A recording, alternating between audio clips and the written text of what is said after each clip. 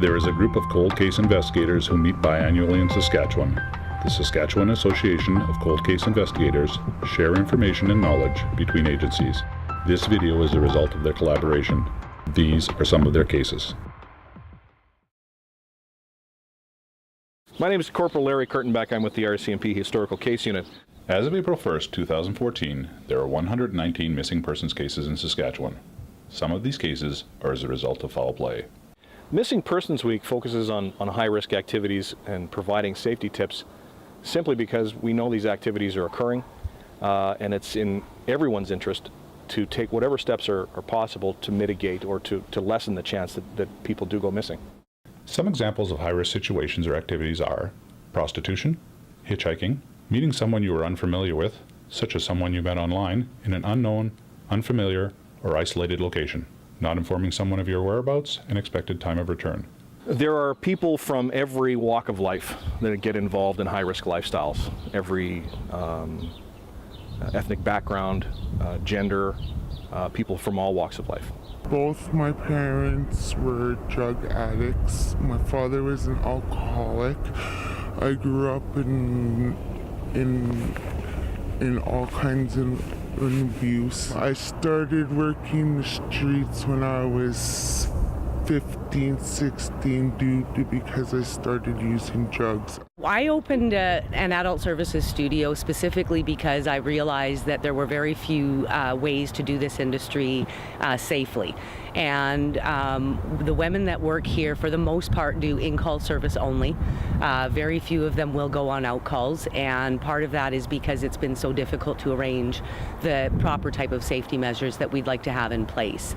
Some of the tips that we would recommend for people to keep their own safety in mind, first off, is try not to get involved in these type of activities. They are inherently, by their very nature, high risk.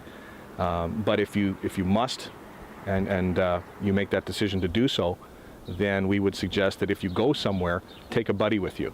Make sure that they know where you're going. We pair up. Try to pair up if you can, so you can write down the serial numbers of the person that you're jumping in the van or car with. Most of the time it's people working in partners, someone who would have a friend that would either drive them or go with them on the calls. Worst case scenario is just having someone phone, doing a check-in and check-out when the girls are done, which is probably the best thing to do if that's the only alternative. It still just leaves the one person vulnerable, though. Keep a current photograph of yourself with some family members, something that documents any changes that you have in your appearance in terms of tattoos or scars, so that if an identification is needed, then we'll have the most up-to-date information. She gave me a call, let me know where she was, exactly what time, how long she was to be there. Then the phone call afterwards, I had to hear her voice. Again, another text once she was in the vehicle.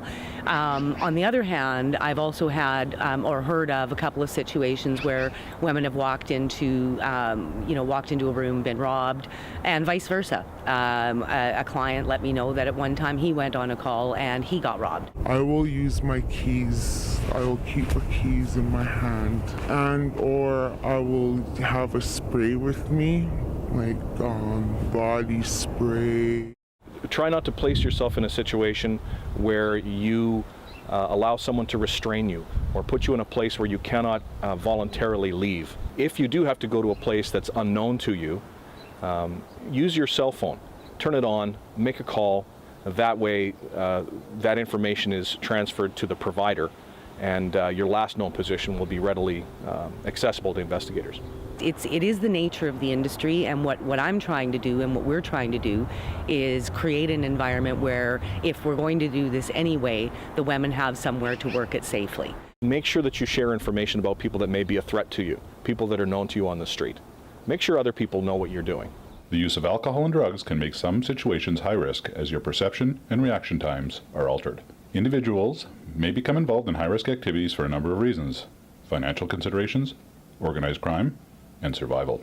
So it's not always about drugs. It's, you know, some of these girls, they're not categorized as drugs or whatever. Some of them are doing it for a reason, either whether it's school or whether it's to put groceries on the table. My big message would be make sure someone knows where you're supposed to be and when you're supposed to be back. Have a time that you'll check in with someone that you know, with friends and family. Know that if you do not check in at that time, that they will report it to the police. What do you think?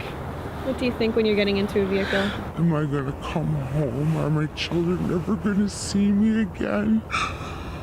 Are they gonna find me? Are they going to I think about all those feelings, like, is this really worth it?